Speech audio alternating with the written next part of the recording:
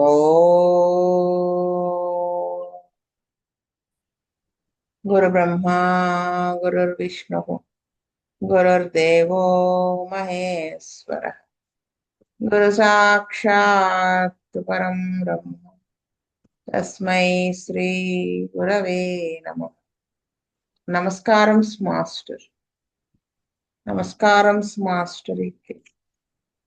నమస్కారం master MN. నమస్కారం master VPS. నమస్కారం మాస్టర్ సివివి. నమస్కారం మాస్టర్ సివి.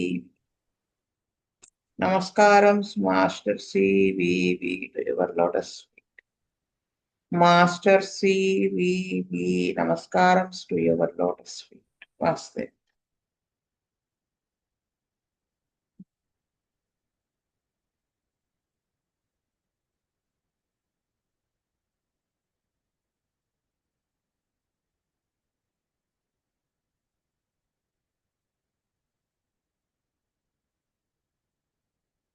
మనము ఇవాళ చదువుకునేటువంటిది రుమాటిజం. రుమాటిజం గురించి.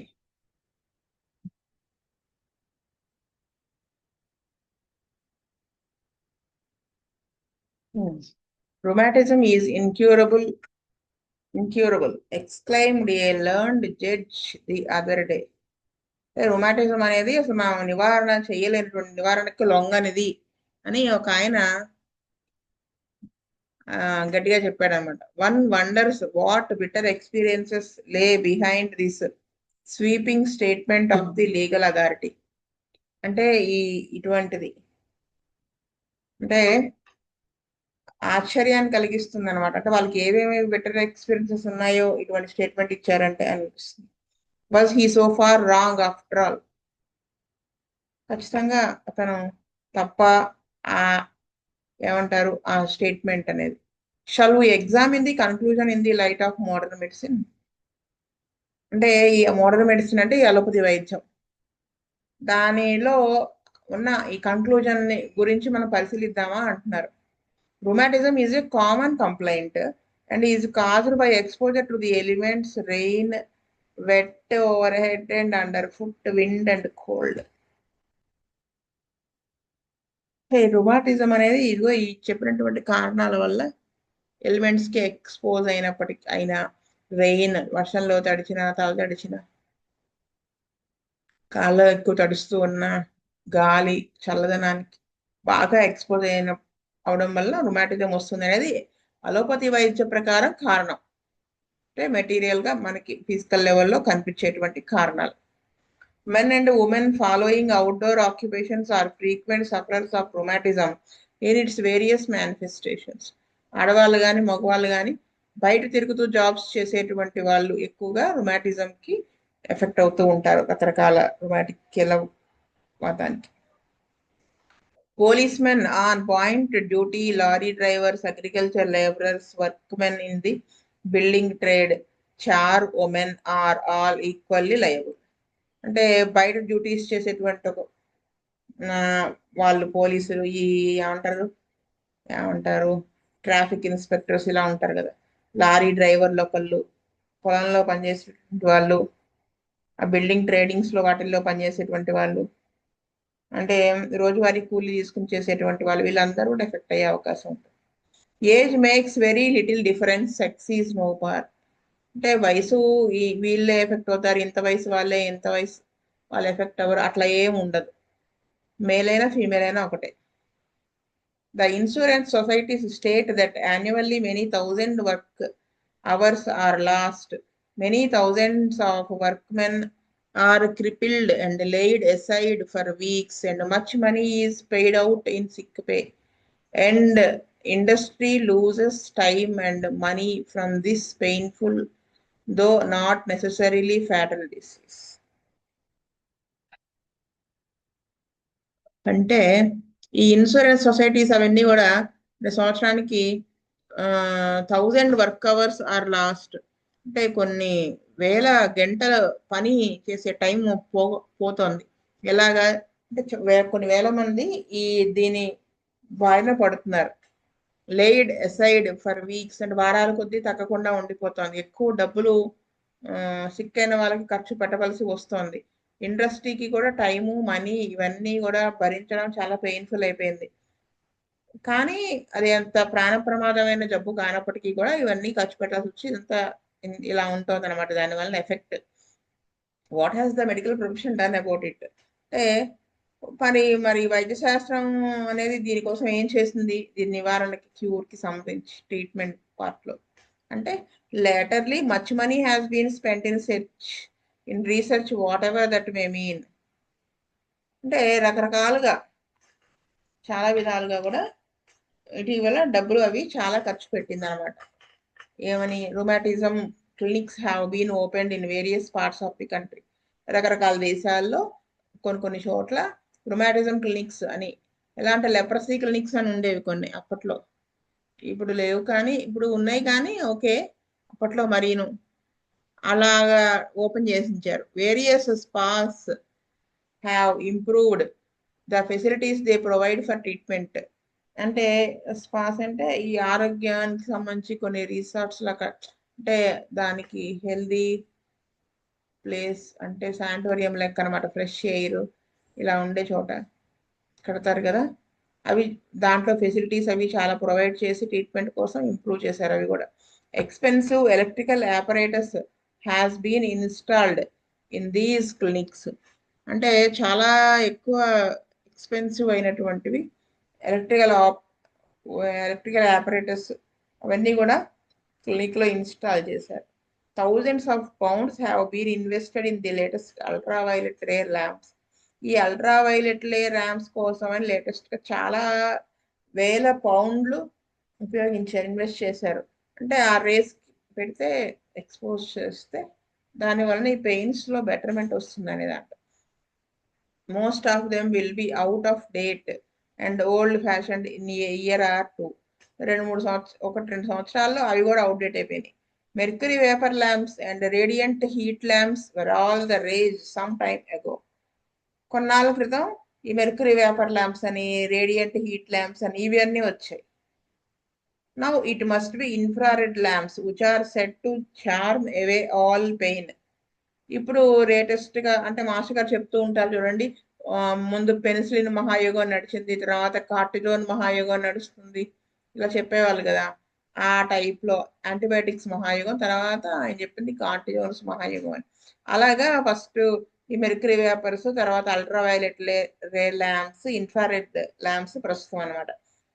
దాని వలన పెయిన్ చాలా వరకు పోతుంది అనే విషయాన్ని చెప్తా వచ్చారు. Even this in some quarters is ultra wires. So వీటన్నిటి కోసమని ఈ అల్ట్రా వైర్స్ అవి కూడా క్వార్టర్స్ లో అరేంజ్ చేయబడింది. Some other lamps with even shorter rays act more magically. That is అంటే దీనికంటే ఇంకా షార్టర్ రేస్ కి ఎఫెక్ట్ అయ్యి బెటర్మెంట్ తెచ్చుకునేటువంటి మ్యాజికల్ గా తగ్గేటువంటి ఇవి కూడా ఉన్నాయట. In the imagination of the electrical manufacture. అంటే ఇంకా బాగా తయారు చేస్తాం, దీనికంటే బెటర్గా మేము మ్యానుఫ్యాక్చర్ చేస్తాము ఈ రేస్ తోనే తగ్గిపోయేలాగా అని వాళ్ళ యొక్క ఊహాగానాల్లో ఉన్నారు. There is a section of medical profession who frankly say they know nothing about these lamps. నిజంగా చెప్పాలంటే ఒక సెక్షన్ ఆఫ్ మెడికల్ ప్రొఫెషన్ వాళ్ళు ఉన్నారు, వాళ్ళు ఫ్రాంక్ గా చెప్పేస్తున్నారు మరి దీని గురించి మాకేం తెలియదు. Rather doubt their efficacy. అంటే వాటి యొక్క ఉపయోగం, అంటే వాటి వల్ల తగ్గుతుంది అనే దాని మీద మాకు డౌట్ ఉంది, తగ్గిస్తాయి అనే దాని మీద. They would pin their faith to foam baths. వాళ్ళు ఏమంటున్నారు, ఇది వీడి మీద మాకు పెద్ద విశ్వాసం లేదు, ఈ ఫోమ్ బాత్స్ అనేటువంటివి చేయడం దీని వల్ల ఉపయోగం ఉంటుంది అని చెప్తున్నారు. స్టీమ్ బాత్స్ అంటారు కదా అవి. Some of the insurance companies are sending their crippled pensioners to the British spas such as Bath and other places. ఈ ఇన్సూరెన్స్ కంపెనీస్ వాళ్ళు ఏం చేస్తున్నారు, ఇలా అనారోగ్యం పడినటువంటి పెన్షనర్స్, క్రిపుల్డ్ పెన్షనర్స్ అంటే 60 ఏళ్ళు దాటినటువంటి వాళ్ళని బ్రిటిష్ వాళ్ళకి సంబంధించిన హెల్త్ కేర్ సెంటర్స్ కి పంపిస్తారు. మొదలెట్టి అక్కడ ఈ బాత్ ఇలాంటివన్నీ కూడా అరేంజ్ చేశారు. There is a multitude of advice. ఇంకా రకరకాలుగా వాళ్ళకి అడ్వైస్ ఇస్తారు. You pays your money and you takes your choice. ఎలా ఉంది అంటే నువ్వు డబ్బులు పెట్టిన దాన్ని బట్టి చాయిస్ నీకు అలా ఉంటుందని. ఇక్కడ నేను ఒకటి చెప్తాను. ఆ, అంటే ఆ, ఈ మధ్య కాదులేండి, ఒక 10 years క్రితం విన్నాను. ఏంటంటే ఆ, మీ అందరికీ తెలిసిందే, ప్రెగ్నెంట్ అయితే అక్కడ ఒక ప్యాకేజెస్ ఉంటాయని. ఏ ఏమిటి అంటే ఆ, పెద్ద హాల్ ఉండి అందరూ ప్రెగ్నెంట్ లేడీస్ ని అక్కడే డెలివరీ అయిన తర్వాత అక్కడే పడుకోబెట్టడం. కామన్ హాల్లో అయితే ఇంకా ఒకసారి మార్నింగ్ ఈవినింగ్ జూనియర్ డాక్టర్ రౌండ్స్కి వస్తే ఇంత అమౌంట్, అంటే తక్కువ అమౌంట్. అలా కాకుండా ఇద్దరు ముగ్గురు ఉండి రూమ్ షేర్ చేసుకుంటూ ఆ, ఒకసారి జూనియర్ డాక్టర్, ఒకసారి సిస్టర్ వచ్చేలాగా ఉంటే ఆ కొంత అమౌంట్, ఒక్కళ్ళే సింగిల్ గా ఉండి ఏసీ టీవీ ఫ్రిడ్జ్ అన్ని పెట్టుకుని ఇలా కంటిన్యూస్ గా నర్స్ ఉంటే ఇలా అలా ప్యాకేజెస్ చెప్తే నేను ఆశ్చర్యపోయాను. అయితే ఈ మధ్య యూత్ కూడా ఎలా వెళ్ళిపోతున్నారంటే అసలు నవ్వాలా ఏడవాలా కూడా తెలియదు. అంటే వాళ్ళ అజ్ఞానం అనుకోవాలా వాళ్ళకి, లేకపోతే అంటే వాళ్ళకి హెల్త్ కంటే మనీ ఎక్కువ విలువైంది అన్నట్టుగా అయిపోయింది. నాకు ఈ మధ్యనే ఒక 3 days కూడా అవ్వలేదు అనుకుంటా, ఒక కపుల్ వచ్చారండి, మందుకు వచ్చారు. చిన్నవాళ్ళు, 30 years, 28 years ఆ అమ్మాయికి, 30 years ఆ అబ్బాయికి. పిల్లలు లేరు, 6 years అయింది మ్యారేజ్ అయ్యి. ఆ అమ్మాయి మ్యారేజ్ అయిన వెంటనే కన్సీవ్ అయింది, వితిన్ 1 month. అంటే వితిన్ 2 months కన్సీవ్ అయితే వాళ్ళ అబార్షన్ చేయించుకున్నారు, వద్దు ఇప్పుడే పిల్లలు అని. అయితే ఈ మధ్యలో వీళ్ళకి ఏవో ఇష్యూస్ అయ్యాయి. భార్యాభర్తల మధ్య కాదు కానీ అత్తగారికి ఆ అమ్మాయికి మధ్యలో పెద్ద ఇష్యూస్ అయినాయి. ఆ ఇష్యూస్ అవ్వడం వలన ఆ అమ్మాయి పుట్టింటికి వెళ్ళిపోయింది, ఆ ఈగో హట్ అయ్యి. ఇద్దరు ఈగోలతో కొట్టేసుకున్నారు, వెళ్ళిపోయారు. కానీ భార్యాభర్త మధ్య రిలేషన్ అలాగే ఉంది. అంటే మాడుకుంటూ ఉండేవాళ్ళు 1 year అలా. తర్వాత మళ్ళీ ఈ అబ్బాయి వచ్చి ఈ అమ్మాయితో మాట్లాడి అలా కాదని చెప్తే సెపరేట్ గా కాపురం పెట్టించారు. అప్పుడు కూడా పిల్లలు వద్దనే అనుకున్నారు. అయితే వాళ్ళు ఒక 1 year, 1 year మన ఏప్రిల్లో అనుకుంటా, ఏప్రిల్ నుంచి వాళ్ళకి పిల్లలు కావాలి అనుకున్నారు. అయితే ఆ అబ్బాయి నా దగ్గరకు ఇద్దరు మందుకు వచ్చారండి, చెప్తాను. ఆ అబ్బాయికి క్రానిక్ హెపటైటిస్ వచ్చింది. ఇంకా కిడ్నీ ప్రాబ్లం కూడా సంథింగ్ వచ్చింది, కిడ్నీలో వాపు అని చెప్పారు. రిపోర్ట్ నాకు గుర్తులేదేంటో. అయితే ఇంకా ఆకలి లేదు అసలు, ఎప్పటికీ కడుపు నొప్పి వస్తుంది ఉండుండి. డాడా ఈ ట్రైగ్లిజరైడ్స్ ఇవన్నీ పెరిగాయి. అంటే లివర్ వల్ల డిస్టర్బ్ అయిపోయింది. ఇలా డ్రాస్టిక్ గా చేంజెస్ కనిపించినాయి వాల్యూస్ లో కూడా. అయితే ఏంటి హెల్త్ ఇలా ఎప్పటి నుంచి ఇది అయింది అంటే ఐవీఎఫ్కి వెళ్ళామండి. అప్పటి నుంచి ఆ అమ్మాయి ఏమో మందు వాడలేదు, ఆ అమ్మాయి 2 రోజులు వాడి మానేసింది, ఈ అబ్బాయితో వాడిచ్చింది. అయితే ఆ అబ్బాయి 1 month వాడాడు, వాడేటప్పటికి ఇలాగ అన్ని హెల్త్ ఇష్యూస్ వచ్చేసాయి. జాండీస్ వచ్చింది మధ్యలో, జాండీస్ రావడంతో కనుక్కున్నారు వీళ్ళు, ఇదంతా చెప్పుకొచ్చారు. సరే మీరు, నేనేమనుకున్నానంటే ఫస్ట్ 6 years అయింది కదా మ్యారేజ్ అయ్యి, అందుకని ఐవీఎఫ్కి వెళ్ళారని నేను అనుకున్నాను. సరే నేను వివరాలు అడుగుతా వచ్చా, ఐవీఎఫ్కి 6 years అయిందని వెళ్ళారా అంటే, అప్పుడు పిల్లలు వద్దనుకుని మేము ఇలా 4 ఏళ్ళు వాడాం, 1 year విడిగా ఉన్నాం. ప్రెగ్నెన్సీ వెంటనే వచ్చింది కాబట్టి అబార్షన్ చేయించుకున్నాం కాబట్టి ఒక 6 months వాళ్ళు వేరుగా ఉంటాం. ప్రెగ్నెన్సీ వద్దని చెప్పి డాక్టర్ అడ్వైస్ చేశారు. సరిపోయింది కదా, మరి ఇప్పుడు పిల్లలు కావాలి అనుకుని 6 months లోనే ఎందుకు ఐవీఎఫ్కి వెళ్ళారు అన్నారు. అంటే ఆ అమ్మాయి చెప్పిన ఆన్సర్ అండి, ఎలాగో 6 years అయింది కదా మ్యారేజ్ అయ్యి, మరి డైరెక్ట్ గా ఐవీఎఫ్ చేంజ్ చేసుకుంటే ఒక పని అయిపోతుంది కదా అని అంది. అర్థమైందా? వీళ్ళు వీళ్ళు ఇంటర్ కోర్స్ చేసి నెంబర్ ఆఫ్ టైమ్స్ ఇచ్చేసి బేబీ కనే కంటే మనీ ఉంది. ఈఎంఐ ఏదో బ్యాంక్ ఎంప్లాయ్, ఆ అబ్బాయి ఏదో ఏమంటారు దాన్ని, కరెంట్ అది విటిపిఎస్ అంటారు కదా, అక్కడ దాంట్లో ఎంప్లాయ్, బోల్డ్ డబ్బులు సంపాదిస్తున్నారు. ఈ అమ్మాయి ఏమో అక్కడ, అది మొన్నటిదాకా బెంగళూరులోనే ఎక్కడో ఉండేది, ఈ అబ్బాయి ఏమో ఇక్కడ ఉండేవాడు విజయవాడలో. నెలకు ఒకసారి 2 సార్లు వచ్చింది. ఇప్పుడు ట్రాన్స్ఫర్ అయింది అనుకోండి. ఇదంతా ఎందుకని డైరెక్ట్ గా ఐవీఎఫ్కి వెళ్ళిపోయాం. అసలు నాకు ఆశ్చర్యం వేస్తుంది అప్పుడు, ఐవీఎఫ్ అనేది ఇప్పుడు ఇలా వాడుతున్నారు అనమాట అనిపించింది. అప్పట్లో 2000, నేను ఇంకా ప్రాక్టీస్ పెట్టలేదు, 2002 ఇంకా ప్రాక్టీస్ పెట్టబోయే ముందనమాట బుజ్జి గారు నాకు వర్కప్ చెప్పారు. నేను ఒక గైనకాలజిస్ట్ దగ్గర డెలివరీస్ చేయడము అవన్నీ నేర్చుకున్నాను. అయితే మాస్టర్ గారు అన్నారు, ఒక మనకు తెలిసిన వాళ్ళని ఒక డెలివరీకి నన్ను పంపించినప్పుడు ఆవిడకి మనం మందు వేస్తే పెయిన్స్ వచ్చాయి. పెయిన్స్ వచ్చినప్పుడు వాళ్ళు వచ్చి ఇంజెక్షన్ చేసేవాళ్ళు, బలానికను ఏదో చెప్పేవాళ్ళు. దాంతో మళ్ళీ పెయిన్స్ ఆగిపోతూ ఉండేవి. ఇలా 2 సార్లు జరిగి లాస్ట్‌కి ఆవిడని సిజేరియన్ తీసుకెళ్ళిపోయారు అనుకోండి. అయితే ఏమి ఇస్తున్నారు వాళ్ళు మందు అనేది వాళ్ళు ఆల్రెడీ సిరంజ్‌లో ఎక్కించుకొని తీసుకొచ్చేవాళ్ళు. అందుకని బుజ్జి గారు ఇది 2, 3 చోట్ల నేను చూసాను. వాళ్ళు ఏమి ఇస్తున్నారో చూస్తే దానికి మనం విరుగుడు ఏమైనా చేయడానికి ఉంటుంది. మళ్ళీ వాళ్ళకి ఆఫ్టర్ ఎఫెక్ట్స్ ఉంటాయి కదా అని నా గైనకాలజిస్ట్‌ని వెళ్లి అడుగు చెప్తారు మేడం అంటే అప్పుడు వెళ్ళాననమాట.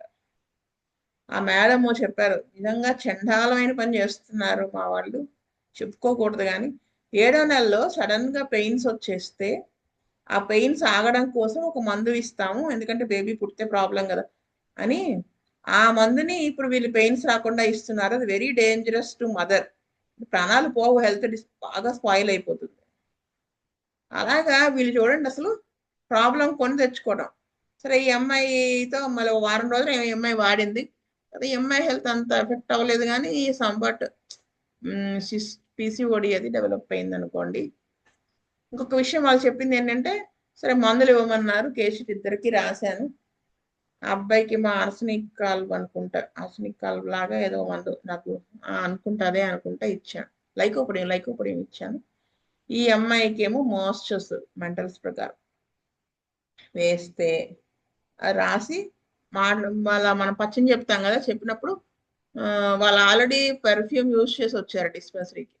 అలా రాకూడదమ్మా అని వాళ్ళు చాలా దూరం నుంచి వచ్చారని చెప్పేసి నేనే బయటకొచ్చి బయట వరండాలో కూర్చొని కేస్ షీట్లు ఇద్దరివి రాశాను. మళ్ళీ లోపల మందులు పాడైపోతాయని. అంత చేస్తే ఆ అమ్మాయి ఏం చెప్పింది తెలుసా అండి? మా ఇంటి నిండా రూమ్ స్ప్రే ఉంటుంది. చాలా ఎక్కువగానే పెట్టుకుంటాం. మా ఇద్దరికి స్మెల్స్ చాలా ఇష్టం. ఆ అబ్బాయి ఆల్రెడీ సైనసైటిస్‌తో విపరీతంగా సఫర్ అవుతున్నాడు. ఎలర్జిక్ రైనైటిస్‌తో కూడా సఫర్ అవుతున్నాడు. నేను చెప్పాను పీల్చాల్సిన దానికంటే ఎక్కువ స్మెల్స్ పీలిస్తే హెల్త్ పాడైపోతుంది. అది మేము లేకుండా ఉండలేమండి. ఆ అమ్మాయి ఏం చెప్పింది తెలుసా? 24 గంటలు ఏసీలో తప్ప నేను ఉండలేనండి అని చెప్పింది.